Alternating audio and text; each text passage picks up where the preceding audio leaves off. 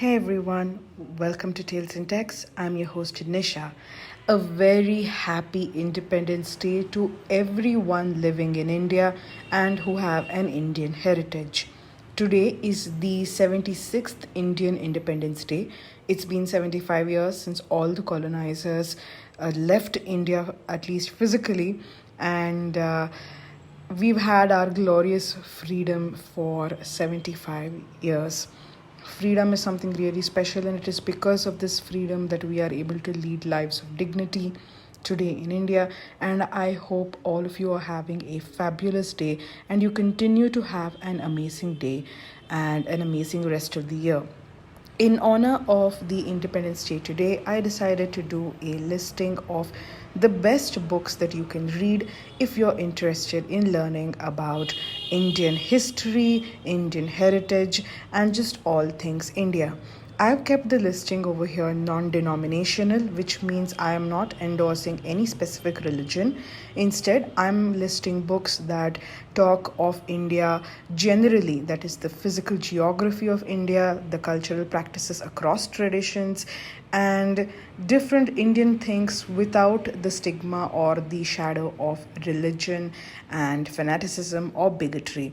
I hope these resources will allow you to get closer to India and understand both ancient India and current India in a much better way. Starting off, we have our listing of The Discovery of India by Jawaharlal Nehru. This is a massive tome that covers everything about India, right from the pre-Indus Valley civilization period, the pre-Vedic period, to the early 19th to 20th century period. We see Jawaharlal Nehru make notes about India and offer his perspective about how India evolved as a civilization and what makes India what it is today. This particular book is a massive read, and there is just so much to go over this, and you can learn all about the independence struggle from the Indian National Congress perspective, and this definitely gives you a great insight into India's pre-colonial, colonial, and slightly after post-colonial period as a whole. The next book is actually a set that I want to recommend, which is Immortal India by J.H. Dave. This is a 4-set book which explores different places and different geographical features of India. You explore different cities, rivers, temples, and a variety of other geographical landmarks that make India what she is. This is a 4-book collection. Each of the books are medium sized and they are a little dry to read, but there are definitely interesting perspectives about India. It is important to remember that this entire series may be slightly outdated because it is an old edition, and it might give you some information which may not hold true today, but this is definitely a great look at some of the physical and geographical features of India which are often not covered in other mainstream books, so it gives you a good perspective about lesser known aspects of India as well. The next book in my list is specific to the southern part of India. Now, most books on Indian history focus only on northern part of India or the Mughal or the East India, that is Bengal and the surrounding regions, and seldom do you find books that are dedicated to southern India. But this book, A History of Southern India from Prehistoric Times to the Fall of the Vijayanagar Empire by K.A. Nilakanta Sastri, is an excellent book to discover and understand the 4 southern states. Now, so far, we've looked at books that discuss the history of India. Now, I'd like to take a turn at books that discuss different cultural aspects of India in a very critical manner. And the first book I'm going to be talking about is A History of Desire in India.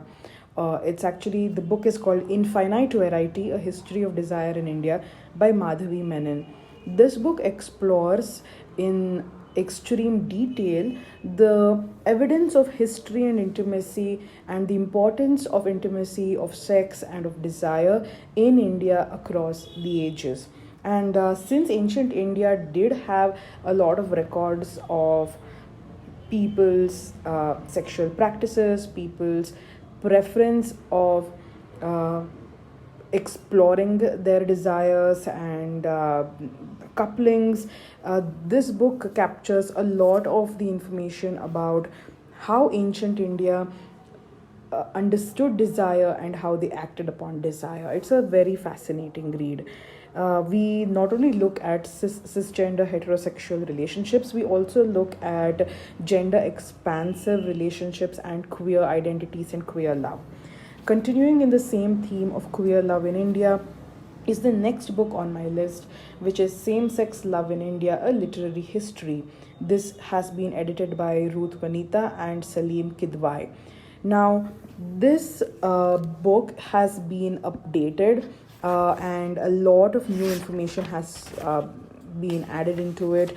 It is a critical look at same sex and queer love in India, and also gender expansive expressions of romantic feelings and sexual adventures, not just in the history of India but also in mythology as well. We look at different parts of India and their different literary traditions which champion queer love and how this has impacted same sex love in India as well. So, this is a very interesting read. Now, apart from the critical understanding of culture in India, we have books on our list today which are fiction, as in they belong to the ancient Indian literature landscape and which deal with desire.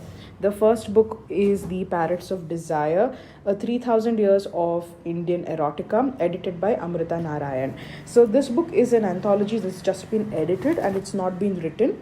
It is a collection of Indian erotica spanning the past 3000 years, and it's really interesting to read the different fictional the stories, mythologies, and just the creative scope of ancient Indian minds, especially when it comes to the field of erotica.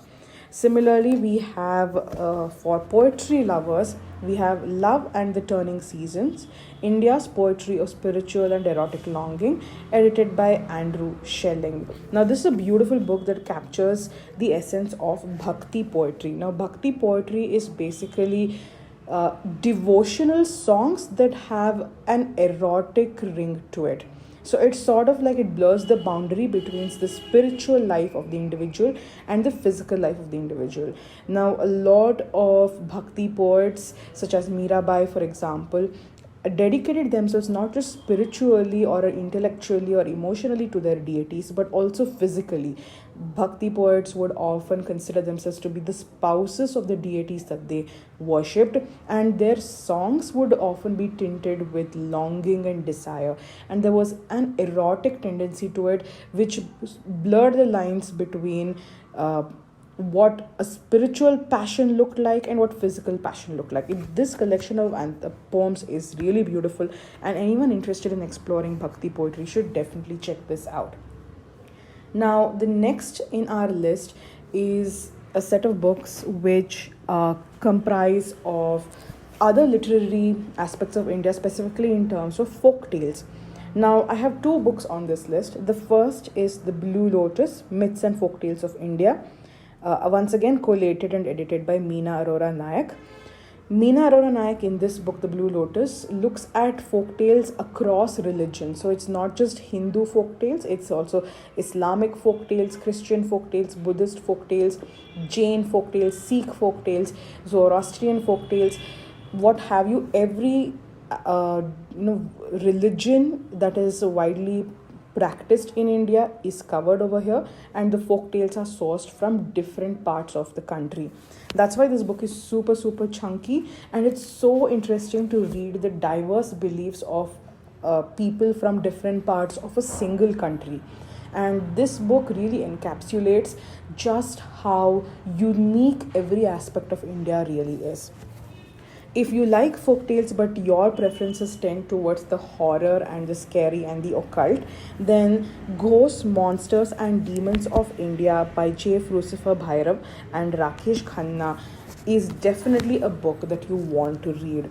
Now, ghost stories is something that are passed down from generation to generation in India. Grandparents and parents usually tell these ghost stories to kids to get them to eat their dinner, especially when kids are being a little handful. And these stories are seldom ever written down. And this anthology of ghost stories from across India, from across traditions, from across communities, really gives you a glance at the various beliefs and perspectives that the Indian mind, Indian population across generations have had with about the occult.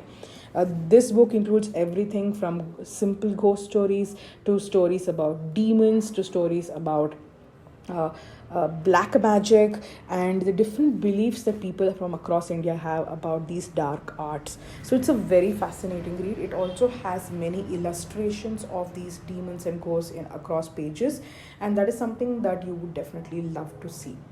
Now, the final two books on our list deal with, once again, non-fiction, and this deals with the scientific aspect of India. And when I mean scientific, I mean the natural realm, the natural geographical, geological, and wildlife of India. Now, when you look at wildlife books, a lot of literature online is mostly about North America and, in some cases, Europe. South Asia and India do not get that much recognition in terms of discussing their natural history. Now, Indica, a deep natural history of the Indian subcontinent by Pranay Lal, tries to rectify this. This book is again a chunky book, and it talks of the development of India from a geological perspective from ancient times. This is essentially from the time of the formation of the earth and how the Indian subcontinent formed and how the various life forms in India formed as well.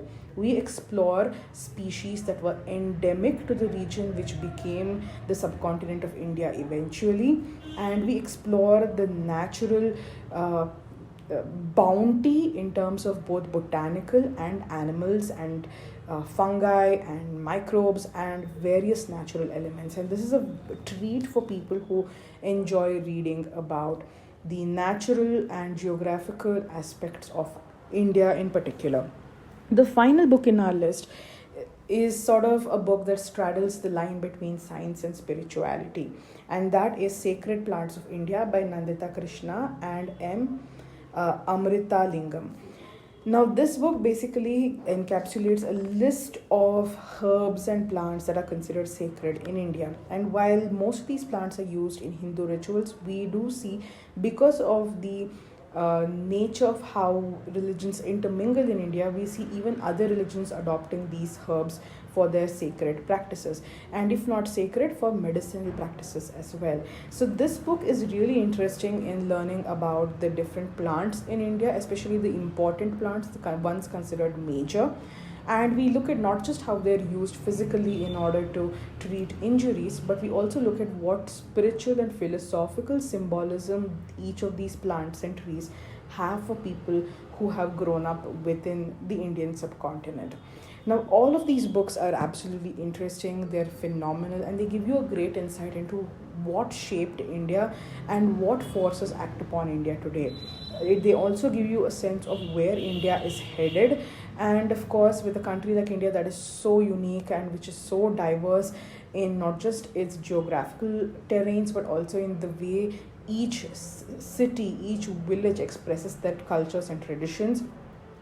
It's hard to encapsulate India in a nutshell, but I hope these books give you some sense of what India is like, and I hope it helps you appreciate the 75 years of freedom that we've had, which has been hard to come by, wherein we've lost so many people who have gone above and beyond to get freedom for us, we the descendants. And I hope that these books help you appreciate India and also fall in love more with your country.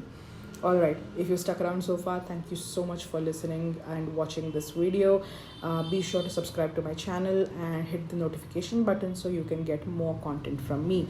You can also check out other playlists such as Books and Tarot, which includes book reviews and other metaphysical related content that I've come up with as well. So go ahead and check it out. Have a wonderful day, and once again, a very happy Independence Day to everyone in India and Indians who are located overseas. Have a wonderful day, everyone. Bye bye.